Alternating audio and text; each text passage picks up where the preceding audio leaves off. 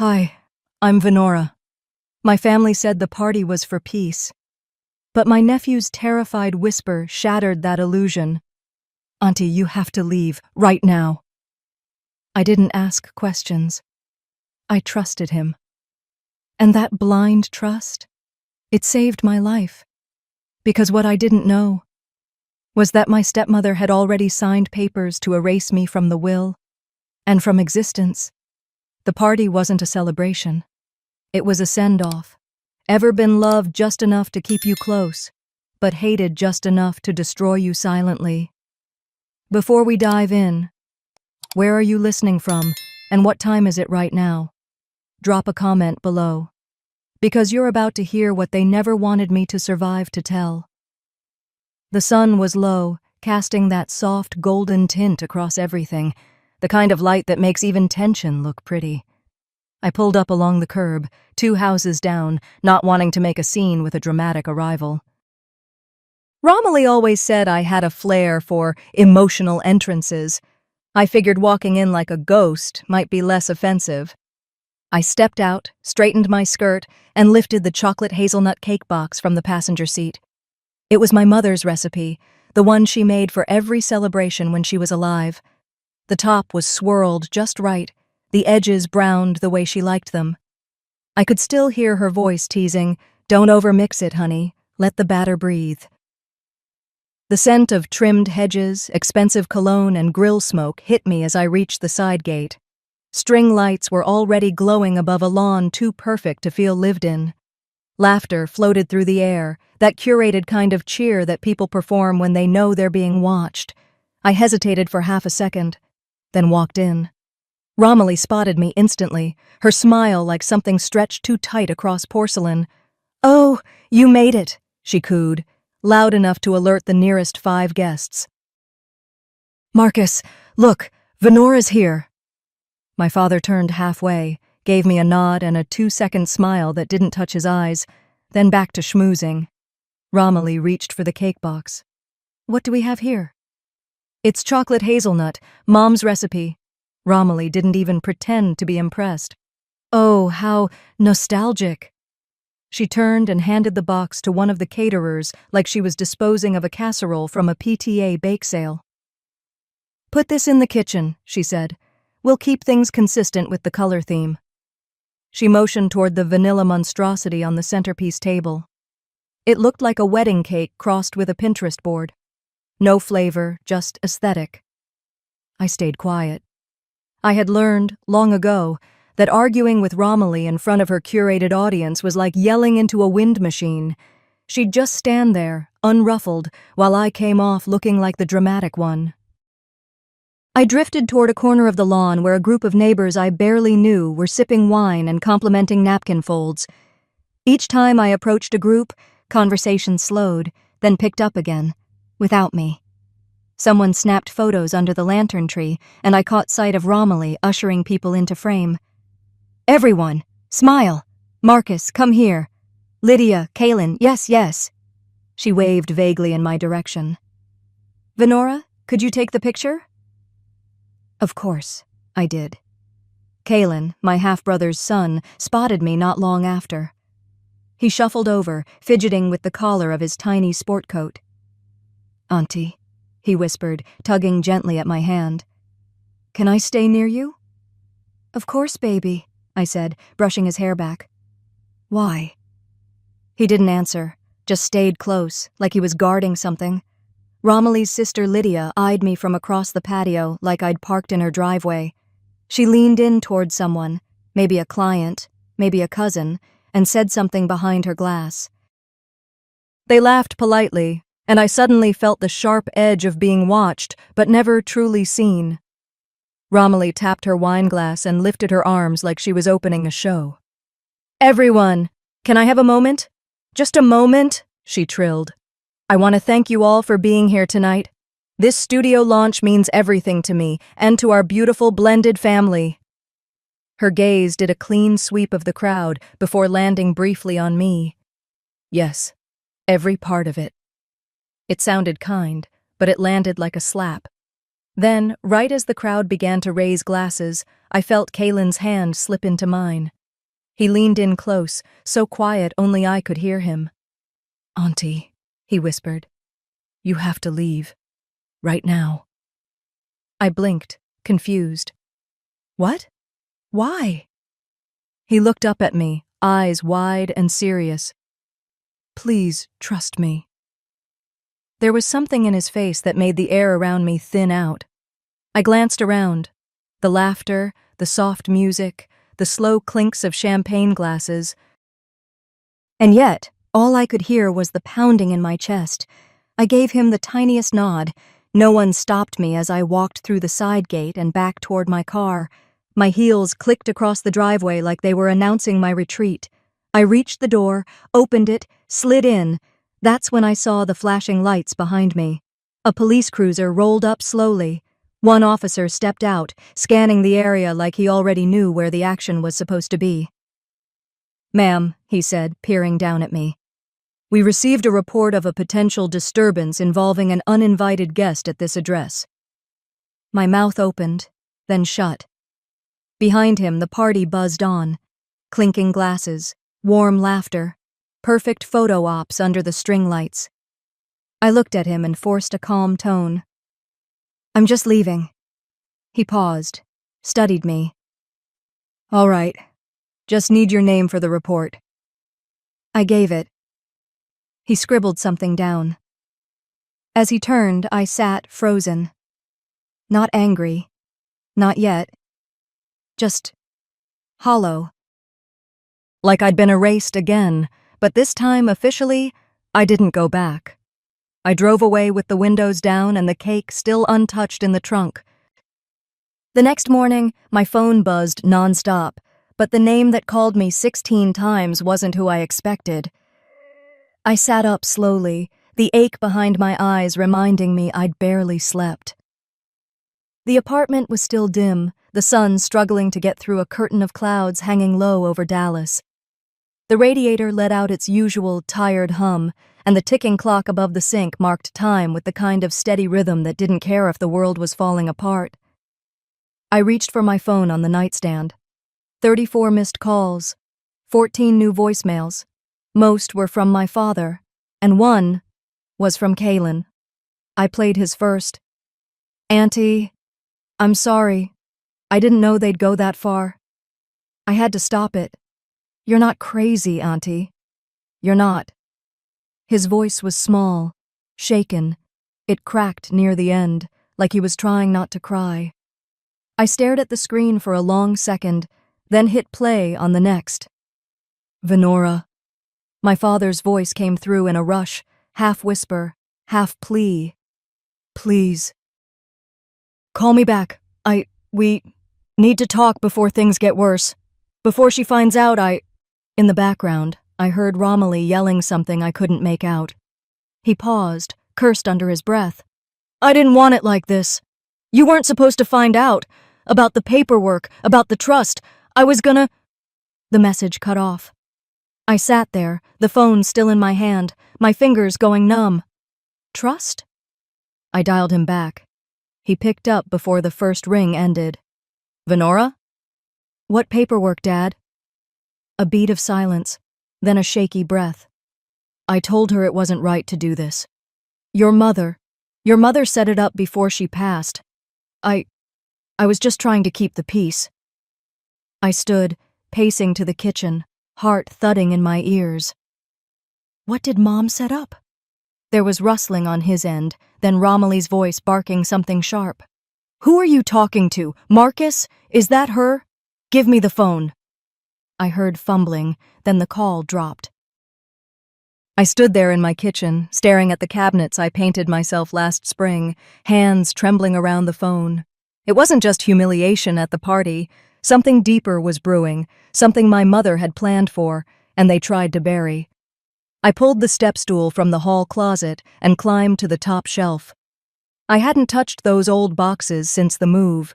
Most were filled with medical bills, old photos, hand-me-downs from a life I tried to keep alive after Mom was gone. But near the back, wedged between a rusted sewing kit and a stack of expired insurance papers was a small tin box, matte blue, the edges worn. Taped across the top was a yellowing label, handwritten in ink I knew too well. For V, if anything ever feels wrong. I froze. I hadn't seen this box before, and I'd unpacked every inch of that closet when I moved in. Hands shaking, I brought it down, set it on the table, sat, waited a second, then opened the lid. Inside, a sealed envelope with my name on it, in my mother's handwriting, a folded stack of documents underneath. I opened the letter first. My sweet Venora, if you're reading this, it means something in your gut told you to look deeper, trust that feeling. I knew Romilly would try to twist things. I saw it long before your father would admit it. She wants the power, not the love. And Marcus, he always folds when pushed hard enough. This trust is real. It's yours. I set it up to protect you in case something happened to me, or if things in the family went the way I feared they might. It activates on your 38th birthday. Don't let them make you feel like a guest in your own life. I blinked fast. My birthday had been 3 weeks ago. Underneath the letter, there it was, a notarized document. Irrevocable trust, beneficiary, Venora Lynn Calhoun. It was signed, stamped, sealed, and dated 15 years ago. I leaned back in the chair, arms folded across my chest, the weight of it all pressing down like an avalanche. She had known. Even then she knew. And they were trying to keep it from me. The front buzzer rang, sharp and sudden. I jumped. "Package!" someone shouted from downstairs. I walked out to the hall, still dazed. It wasn't a package, just the neighbor's son, dropping off misdelivered mail. "Morning, Miss V," he said with a grin. "Your mailbox was open again. Figured you'd want this." "Thanks, Liam." I forced a smile. Back inside, I tossed the envelopes aside and looked at the trust papers again. At the bottom, it listed the attorney, Nelson G. Adler, with a Dallas address. Still active, according to the letterhead. My hands moved on their own. I grabbed my keys, wallet, and the documents, slipped the letter into my coat pocket. As I stepped outside, the air was still heavy with clouds, but something in me had shifted. I wasn't walking into their traps anymore. I was walking toward answers. The door chimed when I stepped inside. The office was small, tucked above a dry cleaner that made the whole stairwell smell faintly of starch and burnt cotton. The sign on the glass read, Winslow Keene LLP, but inside it looked more like a dentist's waiting room from 1997. Dusty carpet, an outdated calendar on the wall, and a plastic tray of hard candies that hadn't moved since Bush was in office. Behind a desk sat a woman in her 40s with neatly clipped hair and a mauve cardigan. She looked up from her computer as I approached, her eyes scanning me briefly before returning to the screen. "Hi, I'm here to see Mr. Winslow. I think he's expecting me." She gave a polite smile. "Name?" "Venora. Venora Calhoun." The smile froze. Her fingers paused over the keyboard. She looked at me again, this time a little longer. Her eyes flicked toward the hallway behind her. "You're... Venora?" I nodded. She stood abruptly. "One moment, please." Before I could ask anything, she disappeared through a narrow hallway. I heard a door open, then voices, one low, male, and another hushed. It took less than a minute. A man appeared, tall, with salt and pepper hair combed too carefully and glasses that sat crooked on his nose. His tie was loosened, jacket draped over one arm, and despite the thermostat reading a comfortable 72, he looked like someone who'd just been caught in the rain. "Miss Calhoun," he said, stepping forward and extending his hand. I'm Gerald Winslow. Come in, please." His office was cramped but tidy. Shelves lined with law books, old plaques on the wall, and a small window overlooking a parking lot. He gestured to a leather chair, then circled around his desk and sat with a long exhale.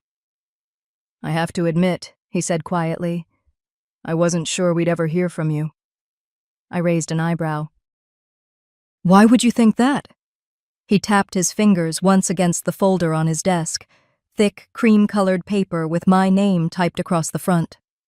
Because your mother made sure everything was in order, but, well, let's just say certain people seemed very interested in making sure you never showed up here. I reached into my coat pocket and slid out the documents I'd found, the trust papers and my mother's letter. I laid them gently on his desk. He opened the folder slowly, eyes scanning the documents like they were long-lost treasure. She left you quite a safety net, he murmured. The trust is tied to multiple real estate holdings, some out in Weatherford, one in Hill County.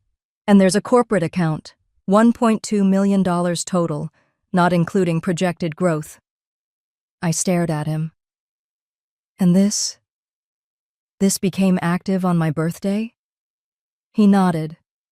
3 weeks ago, January 8th. No one told me. He hesitated. That's actually what concerned me.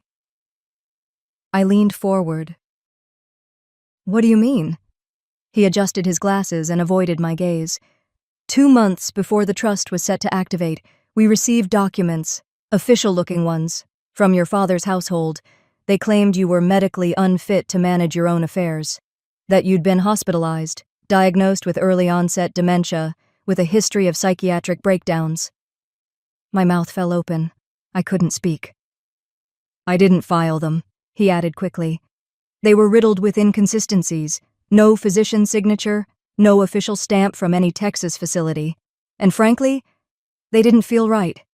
I've done this long enough to smell bad faith when it's in the air. I swallowed hard.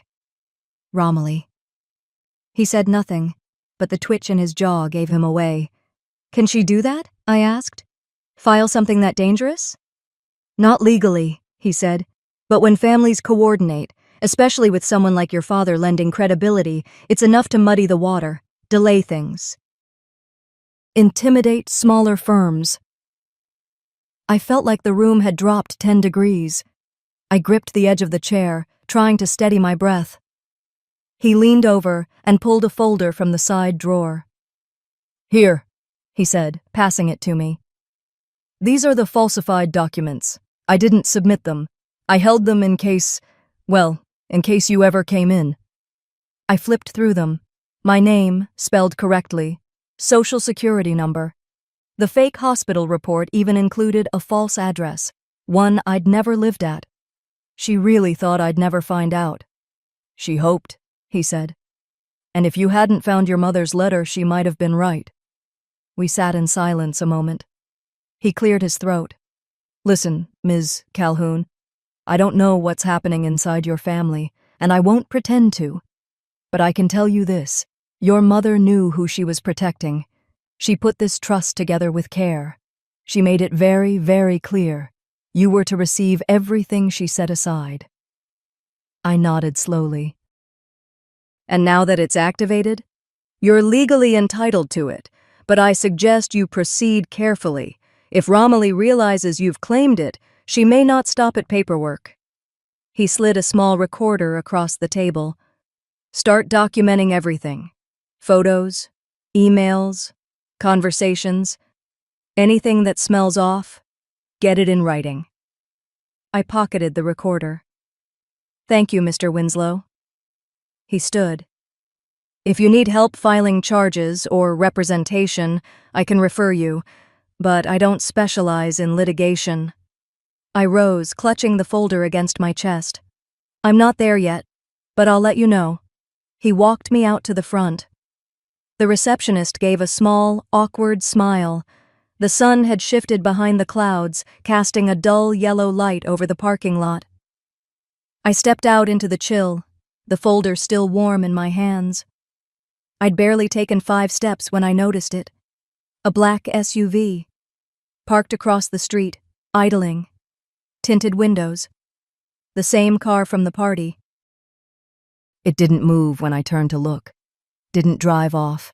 Didn't flash its lights. Just sat there, engine humming like it had all the time in the world. I didn't go home. I crossed the street, got in my car, and drove straight to Kalen's school instead. I needed to know how much he knew. The bell had already rung by the time I pulled into the pickup loop, so the lot was mostly empty. Just a few lingering parents in SUVs and an older security guard leaning against a post, sipping from a thermos. The man gave me a nod as I slowed to a stop under the shade of an old sycamore tree. Kalen came out without hesitation, hoodie up, hands in his pockets. He didn't look around like a kid expecting trouble. He just spotted me, walked straight to the passenger side, and slid in like he'd known this ride was coming. As I pulled away, he buckled in, then glanced sideways and said, "I thought it might be today." I blinked. "What do you mean?" "You showing up. After everything." His tone wasn't accusing, just aware. That was the thing about Kalen. He didn't ask obvious questions. He sat with things, let them come to him. "I figured you might be hungry," I said, turning toward the park near Meadow Grove. "Late lunch?" He shrugged. "Sure." The short drive passed quiet. I kept my hands steady on the wheel, but my brain was firing off in every direction. Romilly's fake paperwork, the lawyer's hesitations, the SUV. I didn't know what Kalen knew or how much he'd pieced together. But if he was calm about it, that worried me even more. We parked by the playground, far enough from the swing sets to get some quiet. I grabbed 2 sandwiches and drinks from the bag I'd thrown together in a rush, and we sat on the bench facing the trees. The breeze picked up slightly, scattering dry leaves at our feet. I waited until he took a bite before I asked, "What exactly do you know?" Kalen didn't look up. He chewed slowly, swallowed, then took a sip of soda. "I heard her. Romilly, couple weeks ago." His voice was even, but his knuckles tightened around the can. "She was on the phone. Thought I was upstairs with my headphones on. She was talking to someone about you. Said something like, 'We'll say she was delusional. She's got no job, no partner, no kids. It'll stick.'" I didn't speak. I couldn't. He finally turned toward me. "She sounded so sure, like it was all set up." I stared ahead at the tree line, letting the words settle like ash in my chest. "That's not all," Kalen continued. "A few days after that, I was looking for a printer cable in her office. Found a folder. Had your name on it. Big letters. Transfer request, mental incompetency." The sandwich in my lap felt like lead. I shook my head slowly. "She's trying to erase me." "She already started," he said quietly. "But Grandma knew." I turned toward him, startled. "What?" He nodded. "She told me. Last year. We were out at the lake house. You remember? That weekend Romilly got food poisoning and you stayed in the city. Grandma and I went alone." I did remember. Barely. That was the last time she invited me to anything family-related without someone else crashing it. "She woke me up real early one morning," Kalen said. "Made cocoa. We sat on the porch. And she said, 'If anything ever happens to me, I want you to watch out for your Aunt Venora.' She said you were the only one who didn't lie." I blinked fast. That porch. I could almost hear the lake tapping at the dock. Kalen kept going. "She said Romilly had too many masks, that you'd need someone to remind you you weren't crazy." My chest tightened in a way I hadn't expected. Of all people, I hadn't thought Kalen would be the one keeping watch. "Do you believe her?" I asked. "I didn't at first," he said. "But now?" He reached into his backpack and pulled out a letter, carefully folded. "This came in today's mail," he said, handing it to me. "Addressed to Romilly. But look, your name's CC'd at the bottom." I unfolded it and scanned the top line. From Lakeview Homeowners Association, RE Trust Property, number A77. Investigation. Notice I kept reading, my eyes scanning faster. Pending review of ownership change filed without full disclosure of beneficiary identities, flagged for investigation, discrepancy in trustee assignment under prior trust number A77. And then I stopped breathing for a second. The property? The lake house? My mother's. The one Romilly told me had been sold years ago. Kaylin leaned over, watching my face. She never sold it, did she? I shook my head slowly. No. She just said she did. But she probably kept it tucked inside a trust, waiting to claim it once I was out of the picture. And now the HOA's blowing it up. By accident, I said, stunned. They sent this to you? He nodded. Romilly must have forgotten to update the address for the secondary CC. I open all the mail now. She barely checks. The pieces clicked into place so fast I almost felt dizzy. My mother had built-in layers, trusts, duplicate names, quiet instructions. And somewhere along the line, she must have known Romilly would try something like this. Kaylin looked down at his hands. She had a plan for you, didn't she? I stared at him. She always said you were the quiet one, the one who didn't beg for attention. I used to think that meant I was invisible. He glanced up. Maybe it meant you didn't need to perform to be trusted. I didn't speak for a while. The breeze rattled the trees, and somewhere behind us, a kid let out a shriek on the monkey bars. Life still moved on. Somehow. I pulled out my phone and took a photo of the letter, then folded it carefully and slipped it into my purse. We can't talk about this at home, I said. I know. And don't mention any of this to Romilly. I won't. We sat in silence for a minute more before he said, You gonna fight her? I looked him dead in the eyes. I'm not just gonna fight her. I'm gonna make sure she never erases anyone again. Kaylin smiled a little. Grandma would have liked that. The light was starting to shift, longer shadows stretching across the pavement. I stood. Let's get you back. He nodded and followed.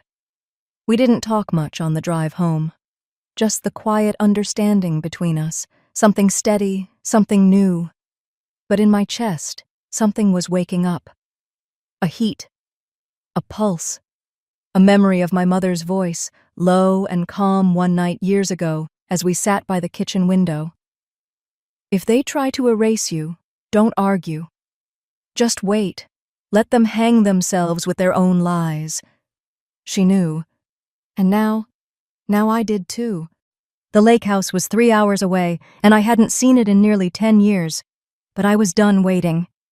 After I dropped Kaylin off and drove a couple blocks to make sure I wasn't being followed, I changed into old jeans and a hoodie in the back seat. I kept my hair tied back and threw a spare ball cap over it. The moment I turned south, something in me clicked into focus. The kind of silence you hear only when you're headed toward something you can't undo. I took the old roads, the back ways Mama used to favor when she wanted to avoid traffic and catch the sky. I remembered that phrase so clearly. Let's catch the sky, baby. She'd say it like chasing clouds was a goal. The sun had started its descent by the time I turned onto the gravel path. That road hadn't changed, still loose rock and stubborn weeds fighting through cracks. The trees around Lake Whitney stood gnarled and tall, their branches reaching like they remembered me. I parked just before the gate, or what used to be one. The wooden beams had long rotted, leaning like old men too tired to hold themselves up. I killed the engine and sat there for a beat, watching the clouds darken above the water. The air smelled of earth, pine, and memory. It wasn't empty. The front porch sagged a little, but the windows weren't all boarded up like I expected. One upstairs pane sat slightly ajar, just enough to make my stomach knot. I stepped out, gravel crunching underfoot, and scanned the dirt trail leading around the house. Fresh tire tracks. Not mine. My boots hit the creaking boards slowly. The front door groaned as I pushed it open, but it wasn't locked. Inside, the air held dust and something faintly floral. Old perfume clinging to forgotten curtains. I could feel her here, Mama.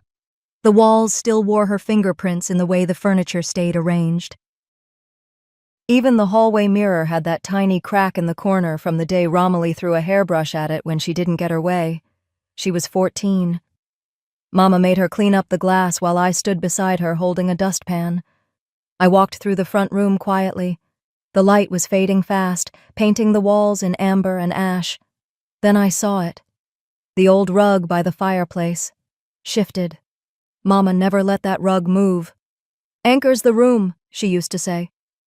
But someone had pulled it back slightly, and underneath, just barely peeking out, was the edge of a panel. I knelt down. The wood groaned as I lifted it, revealing a small cavity. A box. Metal, dusty, heavy, with a dial lock on the front. My hands trembled just enough to make it hard to grip. I held it close to my chest, backing up slowly. But then, a creak. Upstairs. I froze, back against the wall near the hallway. The sound of a man's voice drifted down, low and sharp like someone arguing with himself. "She wasn't supposed to come here."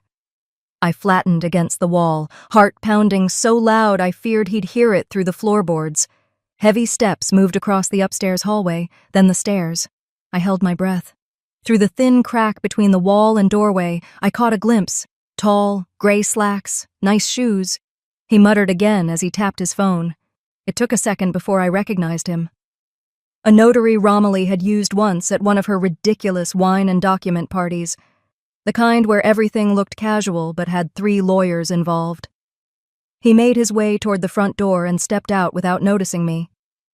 A moment later, I heard a car door open and shut. Tires on gravel. He was gone. I stayed frozen a full minute longer before moving. I shoved the panel back in place, rolled the rug over it again, and clutched the box tighter as I darted out the side door. My phone was already in my hand, camera up. I snapped a picture of the license plate just as his car turned the bend. Then I ran. Back at my car, I set the box down on the passenger seat and took a deep breath. My fingers still remembered the combination before my mind caught up. 0, 8, 1, 7. My birthday. Click. The lid creaked open slowly. Inside, it was all there. A thick notarized document sat on top. Mama's writing along the top corner. Trust. If they lie, this stays. I unfolded it. Venora Marin, sole beneficiary of the lake house and surrounding land. I kept reading, pages and pages, witness signatures, dated, sealed. It had been created 4 months before Mama passed, quietly, legally. I reached in further. Letters. 5, all addressed to me. One opened with, "If you're reading this, it means she's done what I feared." The ink was neat. Her voice was calm. She talked about Romilly's rewrites of reality, how she would smile and carve people down behind their backs. She talked about Kaylin, how she worried he'd be used as a bargaining chip. She ended that letter with, "I'm proud of you, even if I wasn't always fair. You were the only one who didn't want something from me." I wiped my eyes. At the very bottom was a small USB drive labeled in marker, "Play if they lie." I didn't dare plug it in yet. I closed the box and buckled it into the seat like a child. My hands didn't stop shaking until I made it back to the main road. The sun had disappeared completely, and the first hint of stars flickered through the trees. I drove back with the windows cracked, the air cool on my face. There was no music, no talking, just the sound of tires on asphalt and the soft weight of truth beside me. 20 minutes from home, my phone lit up. A text. "Unknown number. You were warned. Back off." I stared at the message, then locked the screen. Let them watch. Let them warn. I had the box. And now? Now I had the war chest. I didn't sleep that night. I uploaded the USB to a cloud drive, and then called someone I hadn't spoken to in years. By the time the sun crept up, pale and uncertain, I was already on my second coffee and had circled the block twice before finally parking outside his office. The name still hung on the glass door in tidy serif letters. Bradley Cantor, S-key. Nothing flashy. That was Bradley. Sharp as a tack, no appetite for drama. Just results. I stood outside for a second, fingers tightening on the manila folder clutched under my arm. The box was still locked in my trunk, just in case. I pushed the door open. "Miss Marin," his receptionist said with surprise and a half-smile. "Bradley's expecting you. Go on back." The place hadn't changed. Same dark wood trim, same faint smell of coffee and printer toner. I followed the short hallway to the back office, heart pounding like I was walking into a confession booth. Bradley stood as I entered, lean and silver-haired, his glasses perched halfway down his nose. "Venora, been a while." "Too long," I said, and my voice cracked in a way I hated. He gestured to the leather chair across from his desk. "Let's cut to it." I dropped the folder in front of him and exhaled. I brought the trust, the letters, and the USB. It's all in there. He didn't say a word at first, just flipped open the folder and started reading, mouth pulling tight as he skimmed the first page. When he reached the trust document, he let out a low whistle. "Well," he muttered, sitting back. "This changes everything." I stayed quiet, watching his eyes dance across the lines. He tapped a finger against the margin. "Dated 4 months before your mother passed. Signed, notarized, not by anyone in Romilly's circle. And this clause right here," he pointed to the middle. "No posthumous amendments shall be considered valid without medical declaration of incompetence dated prior to signature." Smart woman. "So, it's legit?" "It's ironclad," he said, leaning forward. "Venora, your mother made sure this couldn't be tampered with. This predates the power of attorney paperwork Romilly submitted, which means anything Romilly filed after this, it's worthless, and illegal if she tried to override it knowingly." I felt a tremor work its way through my chest. There's more. Letters. From my mother. About how Romilly and her stepson were manipulating her, making her feel like she was forgetting things, gaslighting her. He looked up, eyes narrowing. "That's called psychological coercion. Not admissible alone, but it adds color, especially if we've got corroborating proof." I reached into my bag and pulled out the USB. There's a recording. My mom, talking to Romilly, telling her she's not getting the lake house, that she already made sure of it.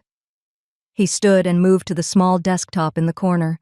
A few minutes of silence passed, broken only by the quiet hum of the computer and the sound of him clicking through folders. Then the audio played. Celeste's voice, raspy but steady. "You can stop asking, Romilly. The answer is no. The lake house is Venora's. It always has been." Then Romilly's voice, low and sickly sweet.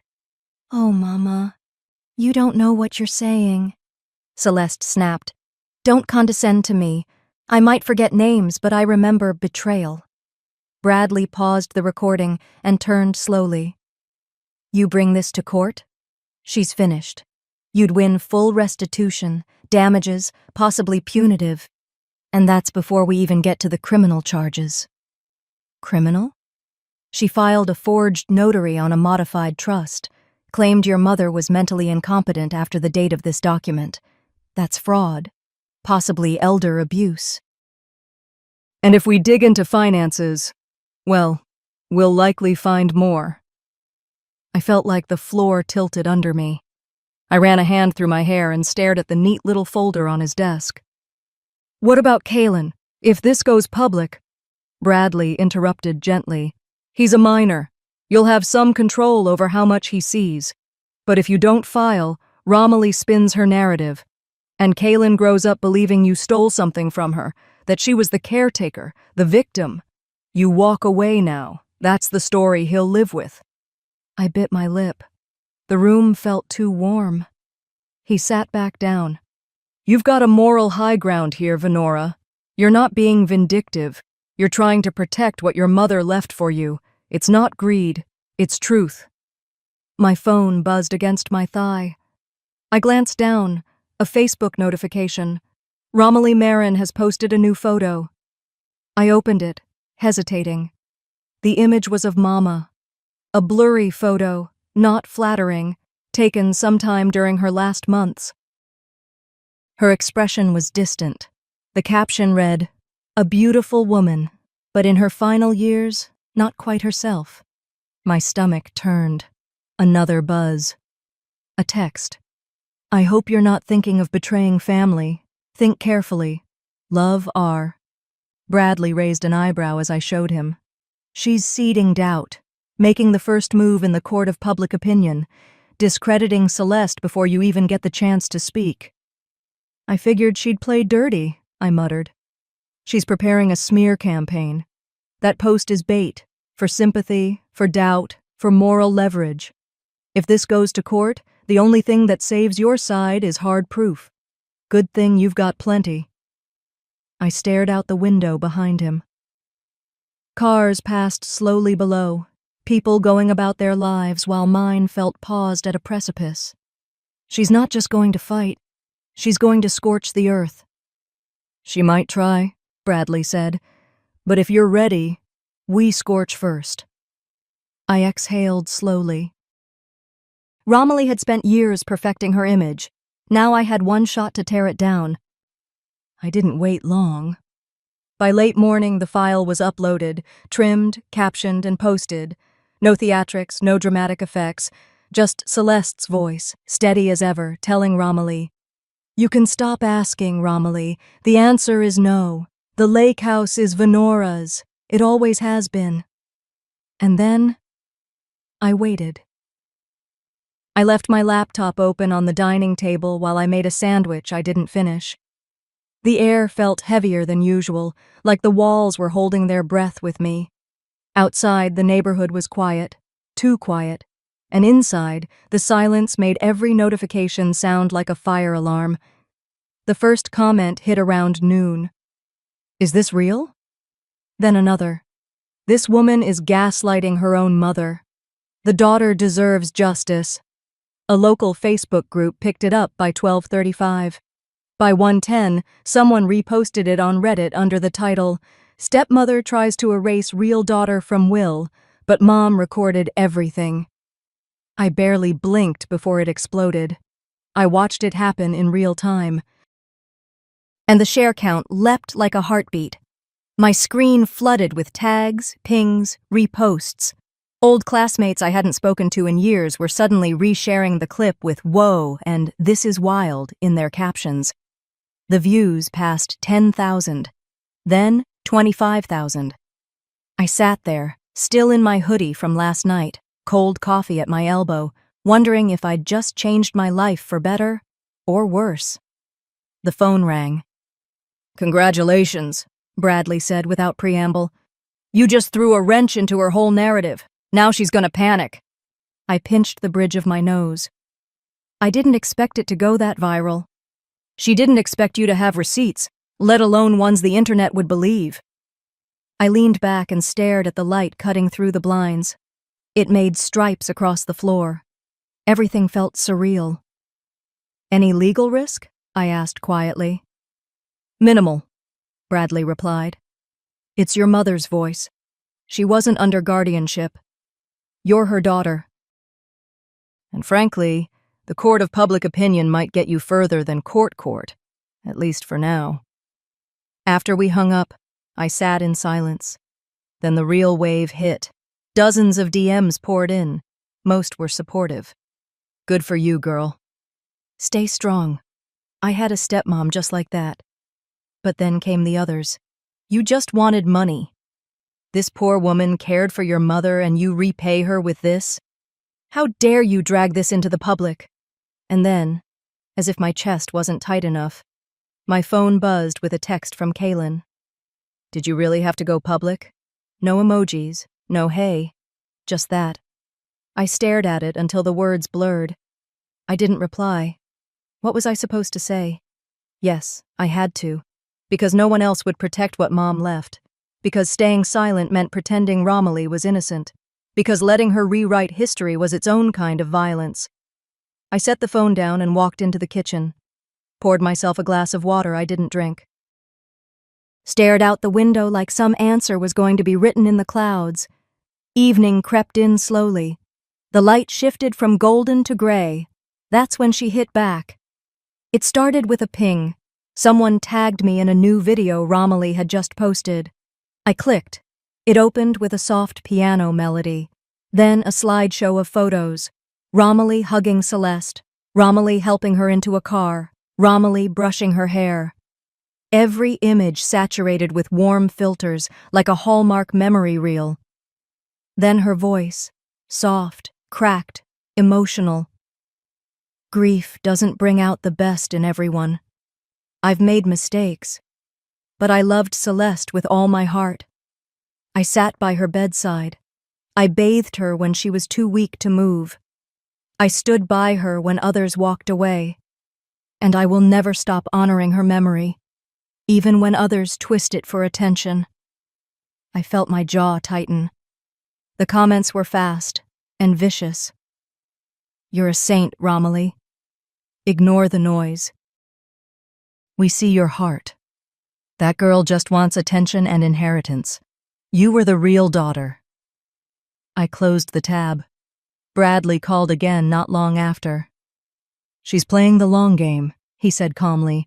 Emotional manipulation is her playground. She's not defending herself legally. She's rewriting the narrative emotionally. Don't fall for it. I nodded, even though he couldn't see me. It's hard not to. Kalen texted me. He's upset. You didn't betray him. You exposed a fraud. He'll understand someday. And if not... He paused. You still told the truth. I sat in the dark for a long while after we hung up. My laptop sat open across the room, glowing like a silent challenge.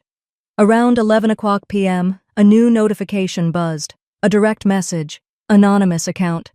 I used to work with her. She's not who she says she is. I blinked. Another line. She tried this before. Different will. Different last name. My hands shook as I scrolled down. There it was. A photo. Grainy, dimly lit, taken from across the street. Romilly, or someone who looked a lot like her, standing outside a notary office. The name on the awning wasn't Marin. It was Romilly Carter, a whole different identity. And below it, you didn't hear it from me. I stared at the screen, heart pounding louder than any piano soundtrack she could post. She'd done this before, but this time, I had her name, the year, and the victim. I didn't sleep much after that message. Every time I closed my eyes, I saw Romilly's face. Not the careful, grieving widow she played on Facebook, but the version from that grainy photo, a woman with a different name, a different past. By morning, the envelope from Oklahoma had arrived. It was heavier than I expected. Thick paper, old creases. My fingers trembled slightly as I peeled it open at the kitchen table. Inside was a stapled affidavit, notarized, dated 18 years ago, and signed in curling blue ink. Romy Ellen Strathmore. The handwriting stopped me cold. It was hers. I didn't need a handwriting expert. I'd seen her grocery lists, her neat little to-do notes left for Celeste on the fridge. That R, dramatic, looped. That precise angle on the E. It screamed Romilly, no matter what name she was using. Then there was the copy of the driver's license. Same sharp cheekbones, same set to the eyes. The same thin smile that always looked just a little too pleased with itself. The statement declared she was contesting the will of a woman named Virginia Penley, an elderly widow who passed away in Stillwater, Oklahoma. No children, no close family. According to the affidavit, Romy claimed to be a longtime caregiver and emotional dependent, seeking restitution for years of service. I let the papers sit on the table like they might catch fire. The air felt tight in my lungs. I grabbed my coat, shoved the envelope into my tote, and drove straight to Bradley's office, tires hissing on the wet pavement. The sky was the color of dull tin, and the clouds hung low like they were about to fall through the roof of the world. Bradley opened the door before I could knock. He must have seen me through the window. "What happened?" he asked, ushering me in. I didn't speak. I just handed him the envelope and watched as he sat at his desk and started flipping through the contents.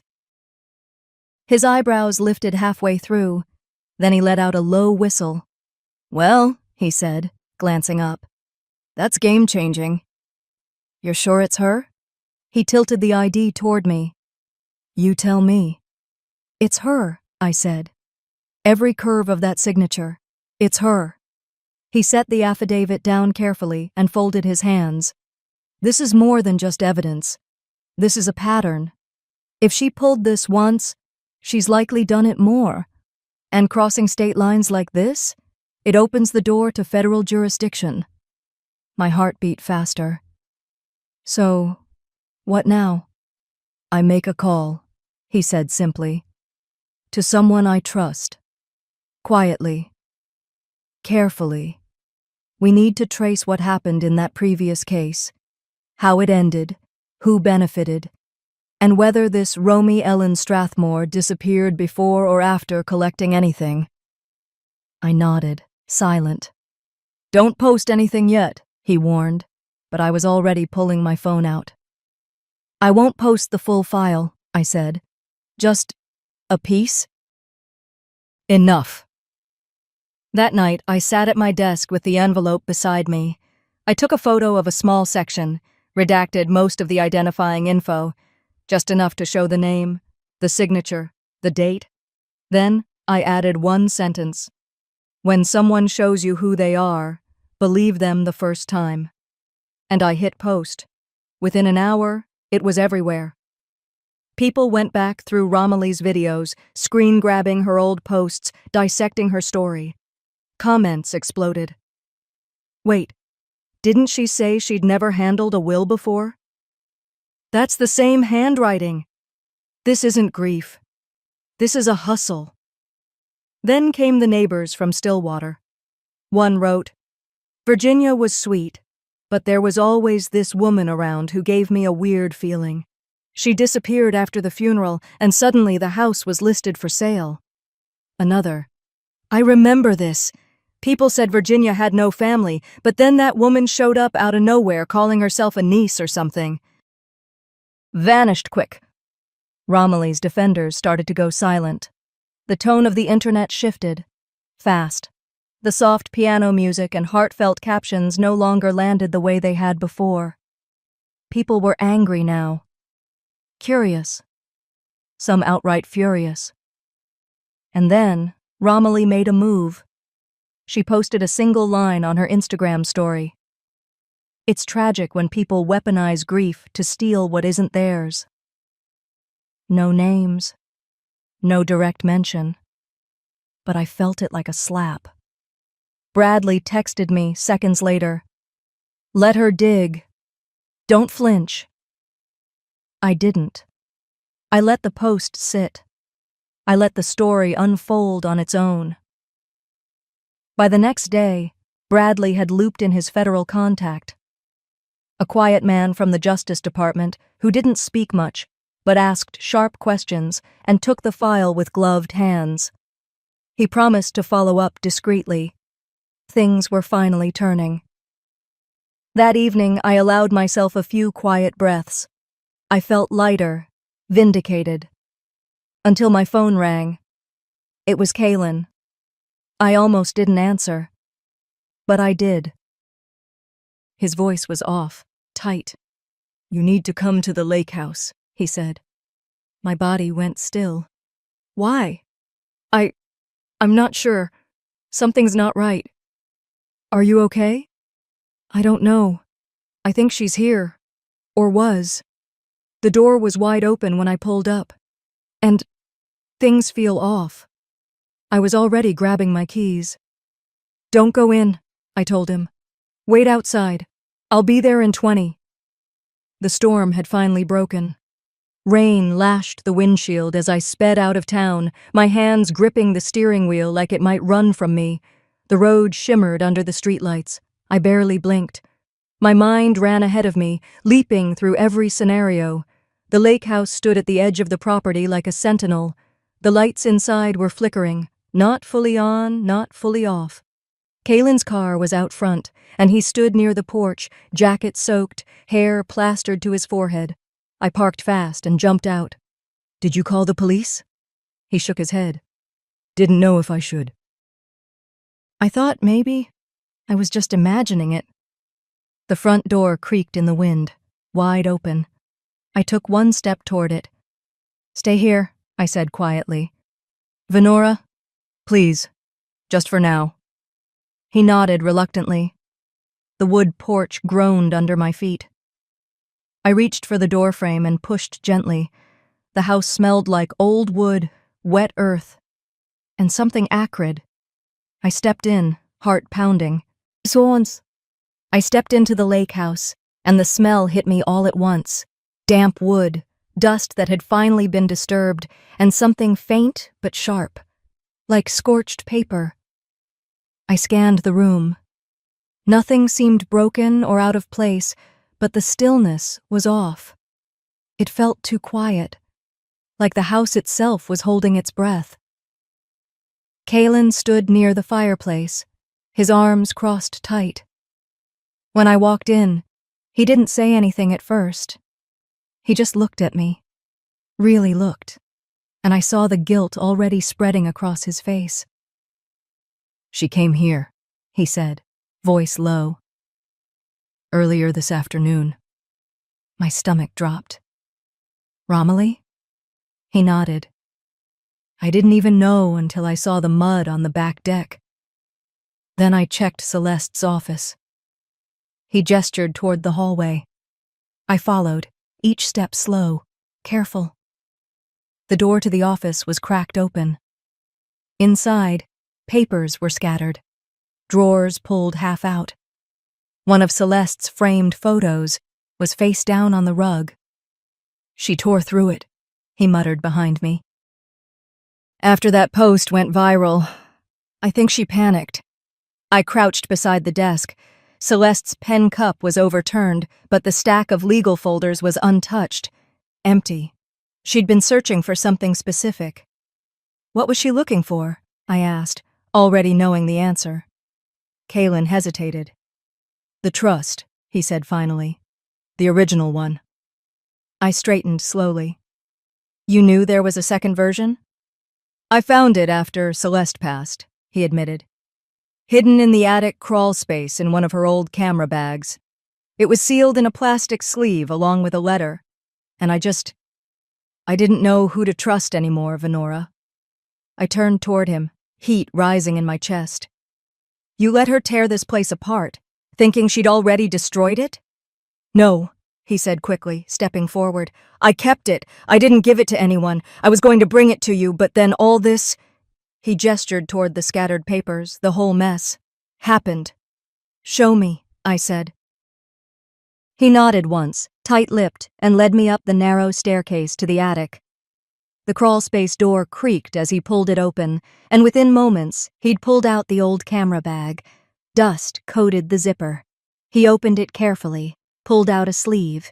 Inside was the document, signed, witnessed, dated 1 year after the version Romilly had filed, and it named me, only me, as the sole beneficiary. I stared at it in my hands. The ink wasn't smudged, the notary stamp was clear. There were no scribbles, no alterations, just Celeste's decision, in plain language. I took a deep breath, as if I'd been holding it for months. "Thank you," I said, softly. Kalen didn't meet my eyes. I was scared she'd find it, that she'd burn it, or twist it. "She still might try," I said. "But now, we're ahead." I left the lake house right after. The rain had softened to a steady drizzle. My tires hissed on the wet road all the way to Bradley's office. He was still working, of course.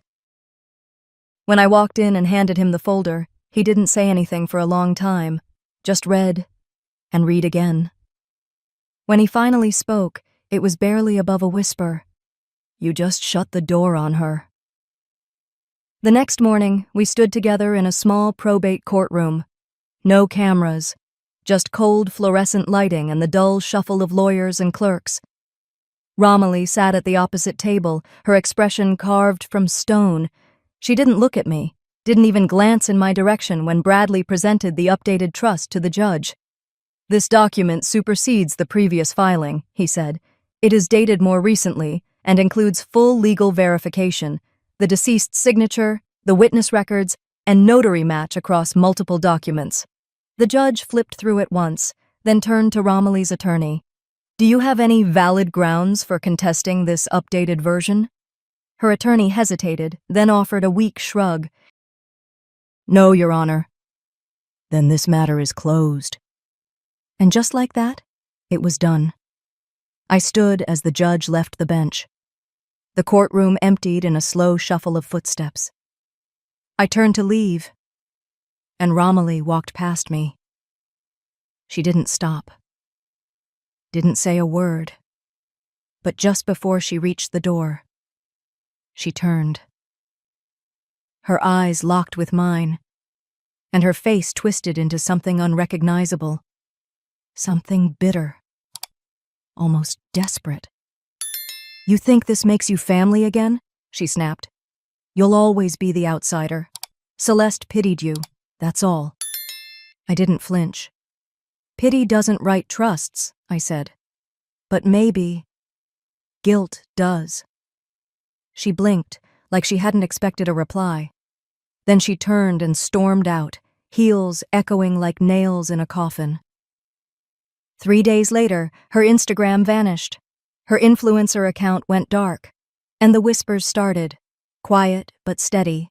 Investigators from Oklahoma, missing funds, 2 probate cases reopened. No more photos of tea in antique cups. No more videos of tearful gratitude, just silence. That night, I got a text from Kaylin. "I'm sorry for everything. I believed the wrong parent."